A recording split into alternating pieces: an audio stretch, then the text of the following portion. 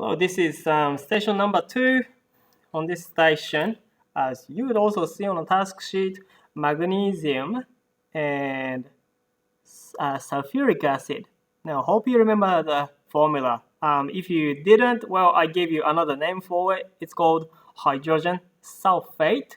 That's, I guess, systematic name, commonly known as sulfuric acid.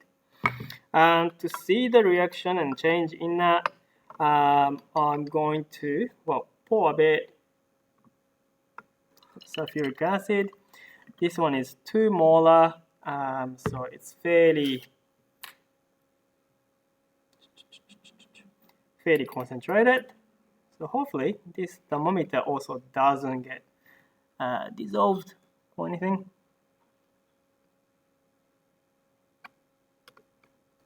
So I'm just dipping the tip of the thermometer into the sulfuric acid. Left it, I think it's long enough. The reading here is 23.6. That's where we are starting. And into here, magnesium is added. Now, as the context that I have given you is showing, it's making a lot of gas out of this reaction. So magnesium is reacting vigorously there.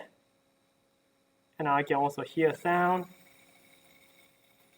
Any of these things can go into your result section, which you are not doing it for this practice, but for the real test, you will. You will be writing down everything that you see, you feel with your hand. If you can't feel anything, well, there will be things like thermometer. Now it's reading the ambient temperature, but if you remember, it used to be, what again? 26 something. Now it's reading at 48, 50 degrees. It's very hot now. So as you can see, well, sound came out anyway, but a lot of also heat came out from this reaction. So is this a exothermic or endothermic? After the reaction, well, gas definitely escaped, but there's something left in here. What do you think is in here? Ignore the water, but there is a chemical that used to be present here, still present in here.